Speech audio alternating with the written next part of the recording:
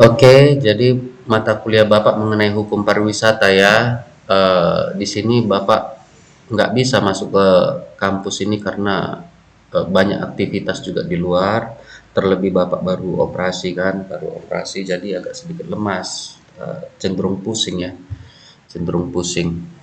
Maka dari itu sebelumnya Bapak akan seterusnya itu melanjutkan dengan YouTube saja ya, memberikan kuliah digital saja. Dan toh sama juga ya, di kelas dengan di digital ini sama juga. Malah kalau di digital ini ada juga pertinggalnya kan. Nah, di sini hukum pariwisata, mata kuliah hukum pariwisata ini Bapak ingin ngasih tahu mengenai batasan mengenai praktisi hukum dengan praktisi pariwisata. Kalian tidak akan menjadi praktisi hukum di dalam mata kuliah Bapak, ya, tetapi tetap saja di pariwisata. Kita juga menghargai zona-zonanya, zona-zona keilmuannya ya. Jadi di sini secara singkat ya, mungkin Bapak terlalu apa itu to the point. Biarkan saja bagian hukum itu menjadi bagiannya. Kalau seandainya ada masalah kau suatu saat, ya eh, kasih aja sama pengacara, kasih saja sama hakim, kasih saja sama jaksa, kayak gitulah kira-kira. Jangan tiba-tiba lulus dari pariwisata malah jadi pengacara kayak gitu ya. Berikutnya lagi kasih saja ke pemegang kebijakan ya.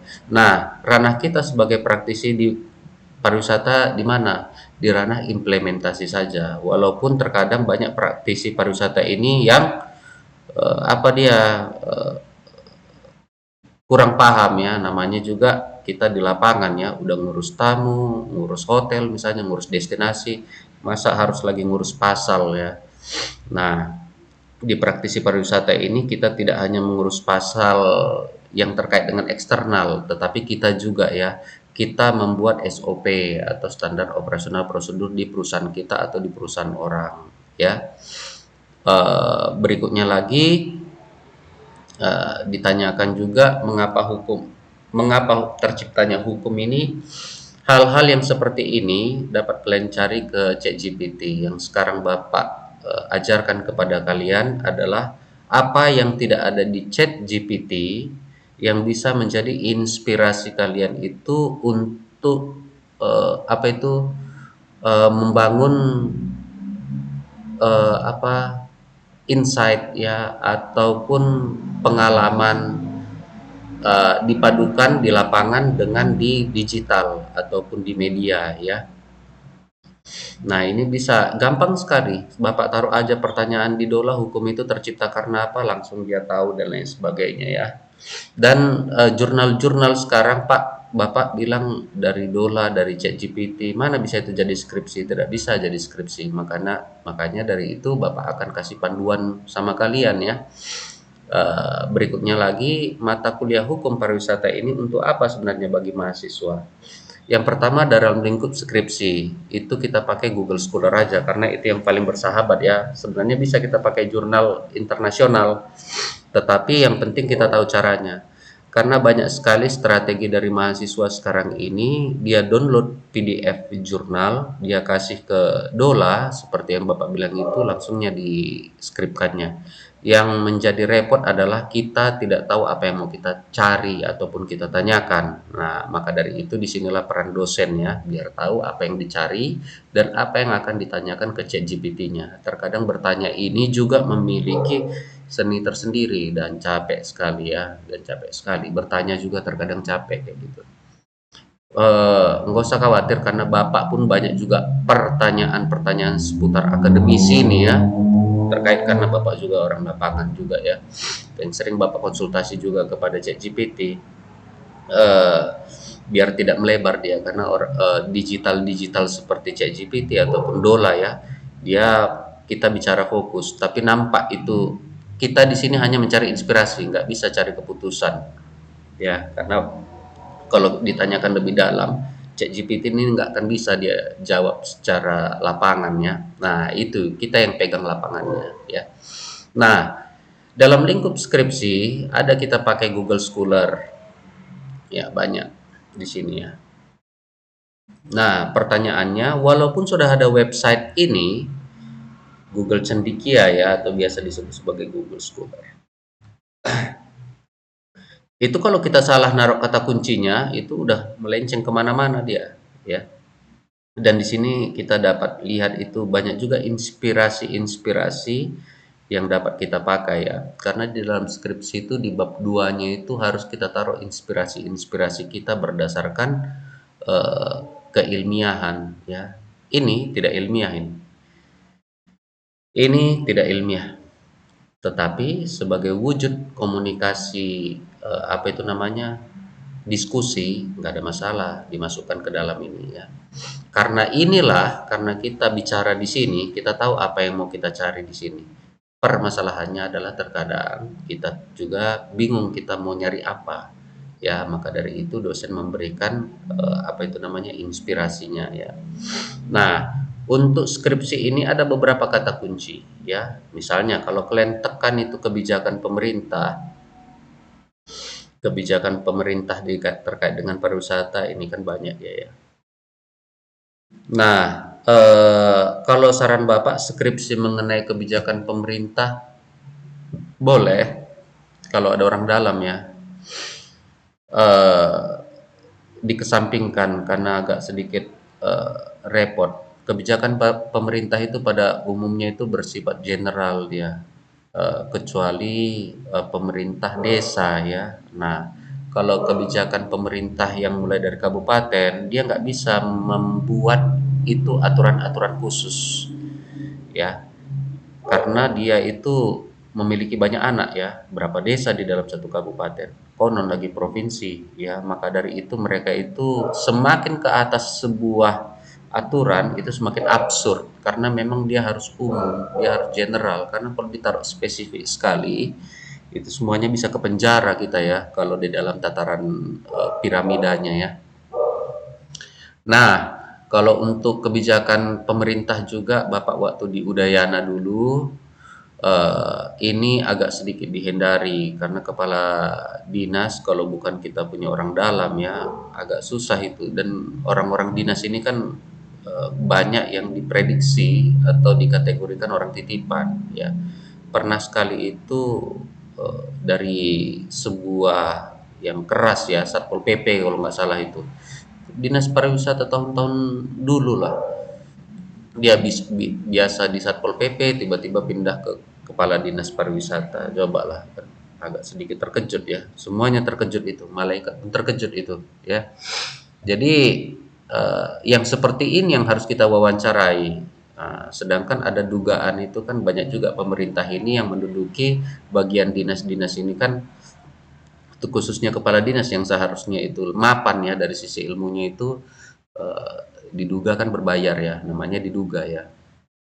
Eee, kalau ditanya pun aktivitas di dalam kayak gitu mereka nggak akan bisa itu cakap. Bukan mereka itu, bodoh ya, tetapi karena mereka hati-hati, mereka harus menjaga, absurd itu kalau untuk skala yang di atas ya, mulai dari kabupaten ya, karena salah cakap sedikit, itu ke bawah itu bisa melenceng dan kita juga di dalam skripsi itu bisa menyudutkan dia.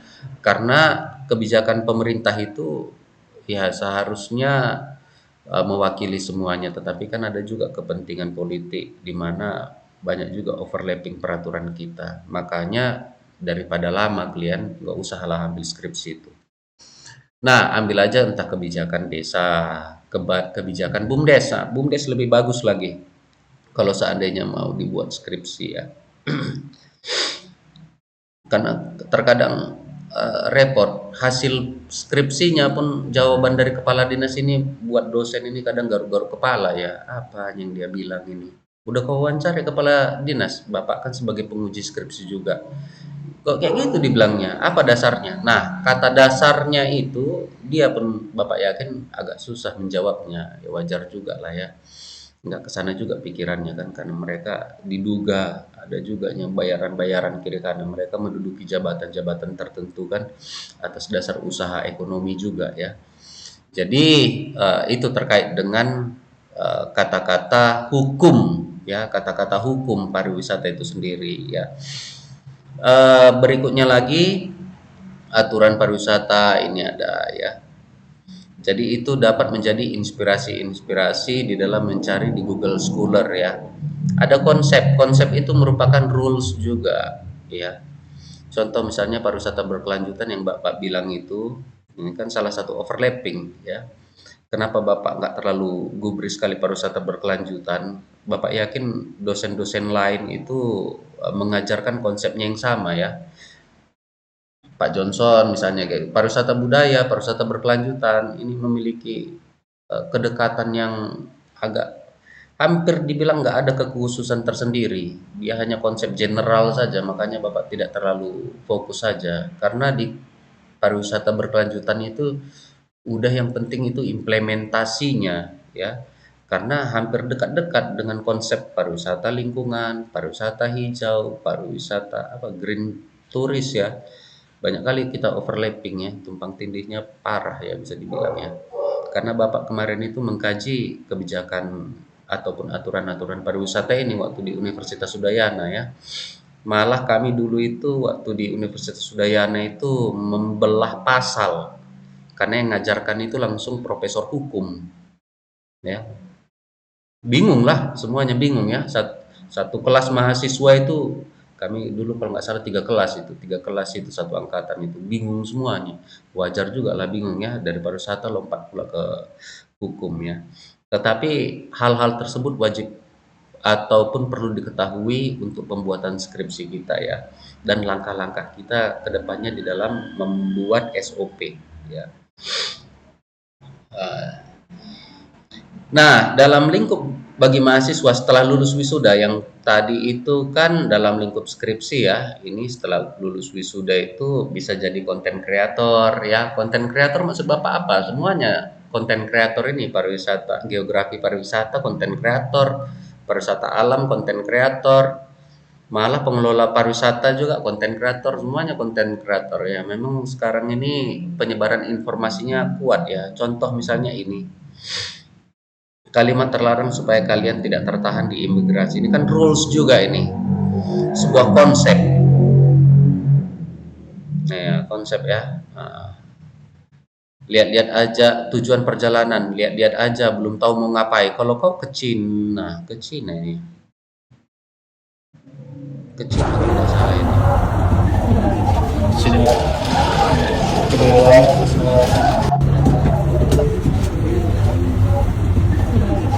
sini, Kalau tidak salah ke Cina. 7 kalimat yang sebaiknya kamu hindari saat ditanya imigrasi. Bukan soal bohongnya, lebih ke cara jawab biar kamu siap, versi jawaban yang lebih aman. Nah, tujuan perjalanan, kalau seandainya kau ke Cina, Bapak rasa ke Cina ini tadi nih. Oke. Kalau kau diwawancarai, baru kau bilang itu lihat-lihat aja, belum tahu mau ngapain. Nah, itu langsung kita repot ya.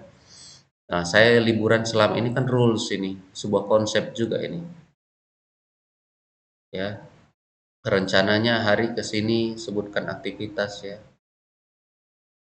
Nah, kenapa kita tidak bicara mengenai pidana dan perdata, Pak? Ya, biarkan aja lah orang orang pengacara, jaksa, hakim yang tahu itu ya. Nah, yang kita hal-hal umum saja ya. Mana dia ya? Pengelola sistem promosi di bagian SOP-nya. Ya, nanti kita bahas juga itu mengenai kata-kata itu mengingat. Ada itu ya, kalau seandainya apa? Mengingat, menimbang.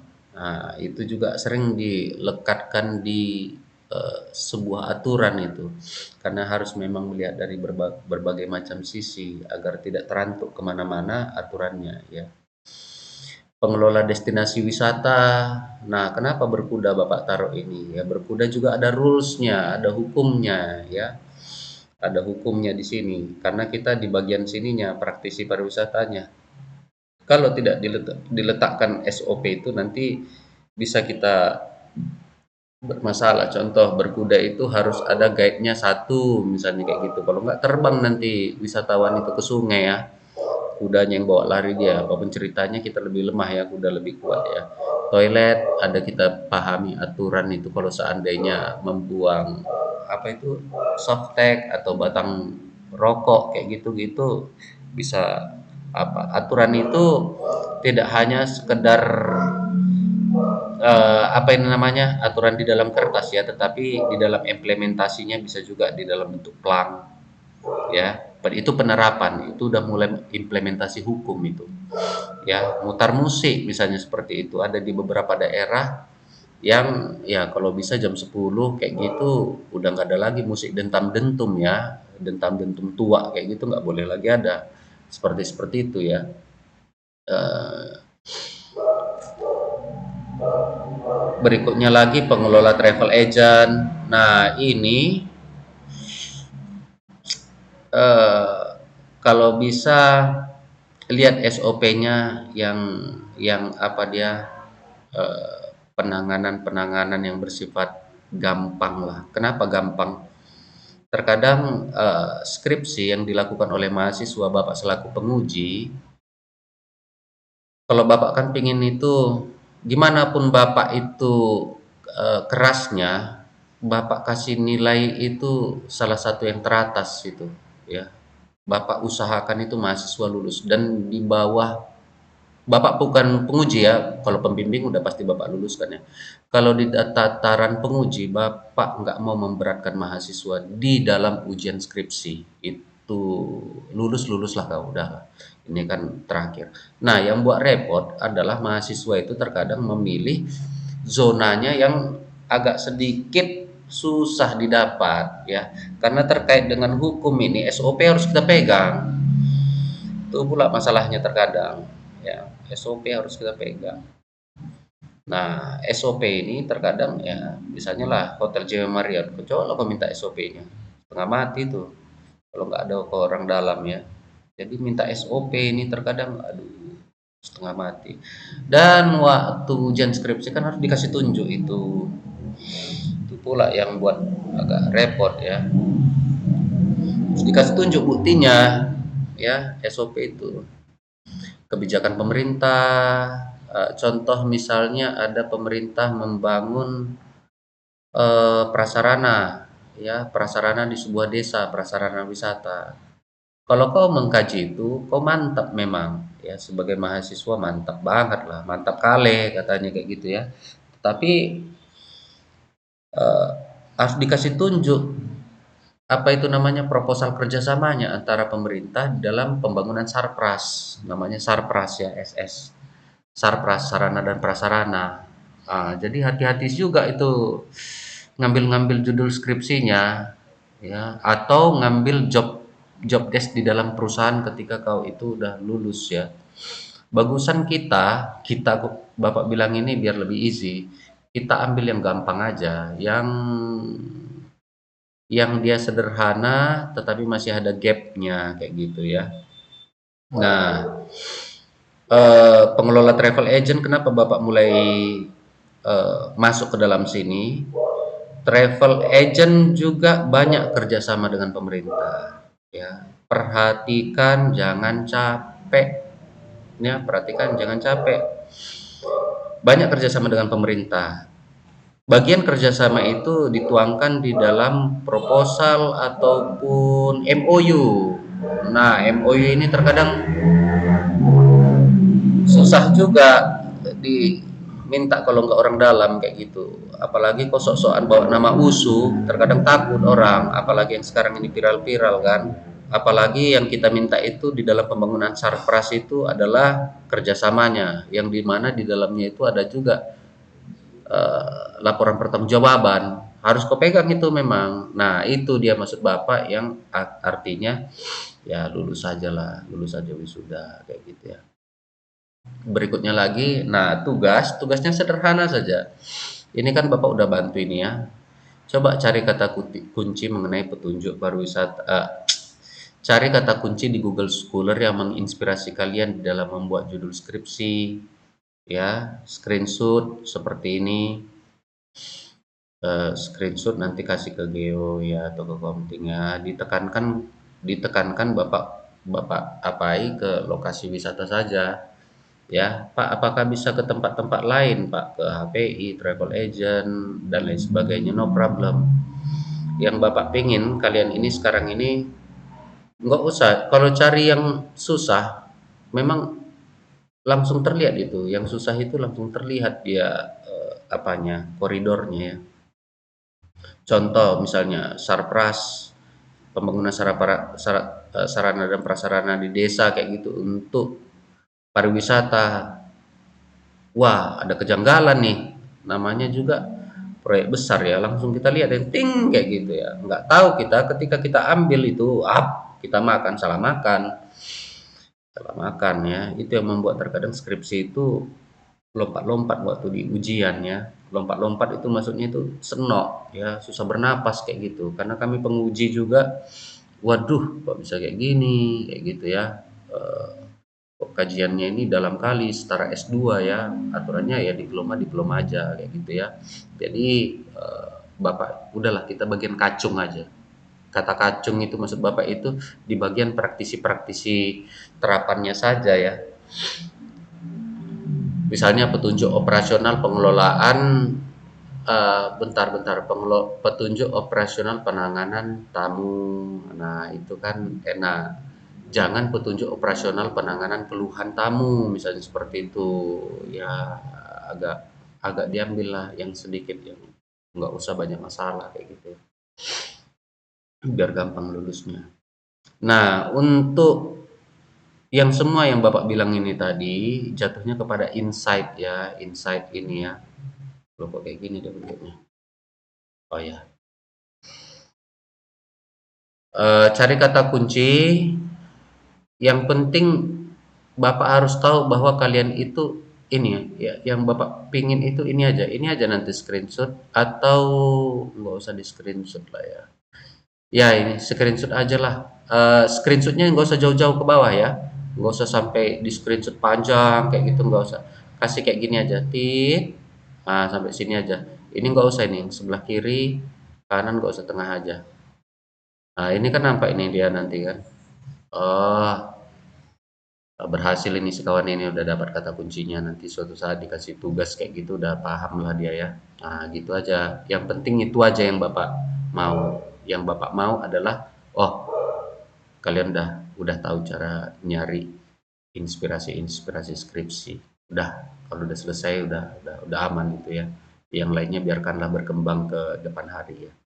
Nah, untuk teori untuk apa, menangkap insight ini, karena kita kan hukum pariwisata ada di bagian untuk dalam lingkup skripsi dan lingkup kerjaan langsung ya, kita sangat memerlukan insight. Insight ini adalah kalau di dalam bahasa Inggris ya, momen aha, kayak gitulah kira-kira ya. Momen aha ini eh, itu yang menjadi kekuatan di dalam skripsi atau di dalam kerjaan kalian ya. Karena kalau skripsi kalian tidak berbeda, momen aha-nya itu tadi dengan skripsi yang ada di Udayana, skripsi apa ini, eh, banyak cercaan dan akan kenilai ya. Jadi ini selaras juga dengan teori Gary Klein, bagaimana industri menangkap insight-nya. Nah, ini bukunya ini. Nanti Bapak kasih juga ya. Ini yang menjadi pedoman Bapak juga ya. Pedoman Bapak juga itu seeing what others don't. Apa, melihat apa yang orang lain tidak lihat, itu yang Bapak suka. Ilmu ini terus Bapak bawa kayak gitu ya. Kita harus bisa lihat apa yang orang lain tidak lihat, sehingga mereka salah baca. Tetapi kita nggak peduli mereka salah baca atau tidak, yang penting kita dapat itu, yang kita jadikan itu pijakan untuk masa depan. Karena apapun ceritanya itu, Bapak juga mahasiswa ya, sama seperti kalian itu sekitar berapa belas tahun yang lalu ya, dapur. Nggak ada yang bisa menjawab kekuatan dapur ini ya. Dapur itu maksud Bapak itu isi dompet ya. Nggak ada yang bisa jawab ya.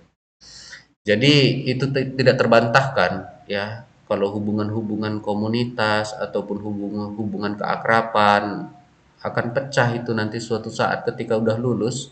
Tapi kau itu tidak seeing what others people don't itu tadi ya. Nggak kau lihat itu kesempatan agak sedikit susah. Karena gendangnya ini kalau untuk skala tingkat keamanan tertinggi itu masih PNS. Susah dipecat, bulanan dapat dan lain sebagainya. Itu tingkat keamanan tertinggi. Nah, mata kita kan ke arah sana. Masalahnya everybody everybody see it ya kan? Semuanya ngelihat itu. Ya. Nah, itu dari sisi pekerjaan. Oke, PNS itu kita anggap itu gambling atau judi kita ke depan lah misalnya ya. Tetapi kalau seandainya tidak jadi, nah Bapak berusaha untuk gambling ke ranah lain. Maka daripada itu dari sisi dapur Bapak kan banyak juga plot-plotnya ya. PNS Bapak dapat uang, YouTube Bapak dapat uang juga. Kelemahannya YouTube Bapak ini, nah ini terkait juga dengan rules nanti itu. Kita harus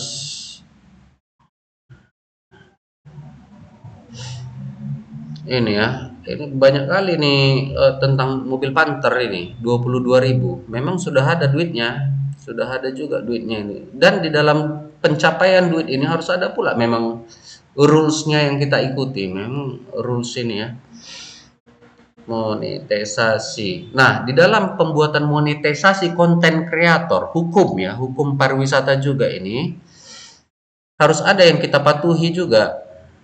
Contohnya AdSense. Harus ada kita patuhi. Nah, hukum tidak hanya serta-merta di dalam kajian kebijakan saja. Ya. Nah, ini pembayaran terakhir Bapak di YouTube. Jadi Bapak sebagai dosen juga Bapak betul-betul fighting itu di luar untuk mendapatkan penghasilan tambahan karena after wisuda top kayak gitu itu memang agak sedikit seno itu. Teman pun agak susah membantu di situ ya. Dan repotnya lagi ada pula reuni-reuni itu yang membuat agak sedikit sakit hati kadang-kadang kalau seandainya kita itu belum ada pemasukan tambahan. Nggak apa-apa kecil, yang penting ada aja, tetapi banyak. Kecil tapi banyak, sistem orang Cina aja. Nah, jadi bagaimana industri menangkap insight ini dapat kita temukan juga di dalam kelemahan-kelemahan membaca hukum ini tadi. Kelemahan membaca hukum. Bapak ulangi lagi ya, kelemahan di dalam membaca hukum, aturan di dalam sebuah itu dapat menjadi peluang kita, ya. Eh, di TikTok ada juga affiliate ya kalau tidak salah ya. Itu pun Bapak ada juga itu 8 juta itu terakhir Bapak transaksi itu. Nanti Bapak kasih tunjuk itu.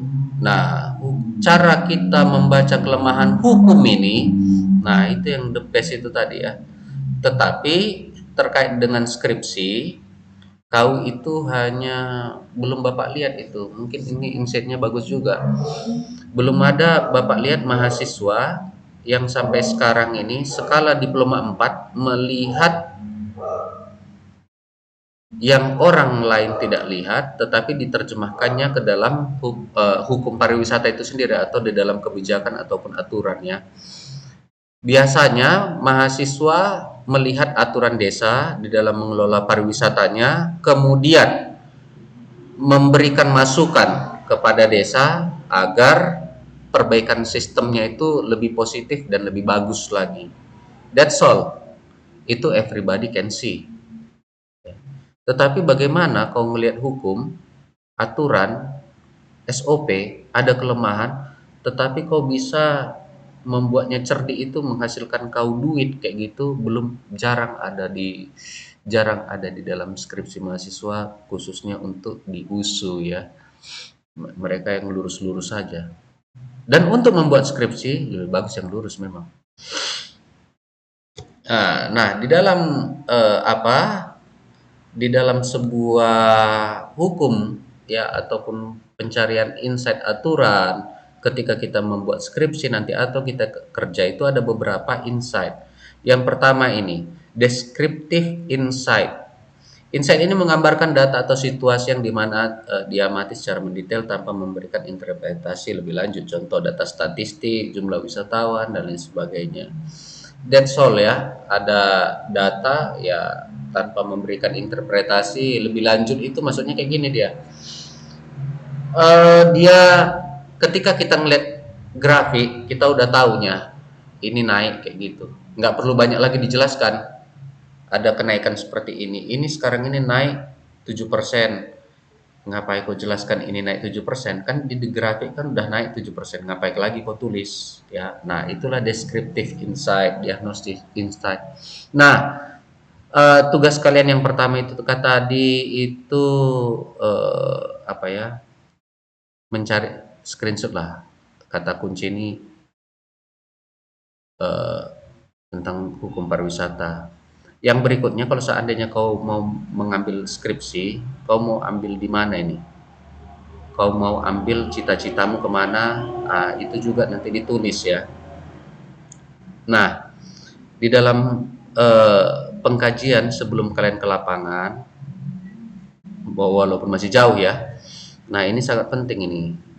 Bapak membaca ratusan buku itu untuk lulus dari Universitas Udayana itu. Bapak baca ratusan buku untuk membuat simulasi biar gampang Bapak baca bukunya ya. Dari situ Bapak tahu kajiannya itu internal atau eksternal. Contoh, ada sebuah aturan. Internalnya gimana? Aturan SOP desa eh, di sebuah lokasi wisata misalnya seperti itu. Nah, ada kajian eksternalnya. Nah, ini biasanya dengarkan Bapak ya. Ini 4.1, 4.2. 4.1, 4.2. Terkadang bingung mahasiswa. Mahasiswa itu hancurnya itu di pembahasan Bapak lihat. Nah, di sini Bapak udah kaji ya, ratusan buku ini. Belum ada ini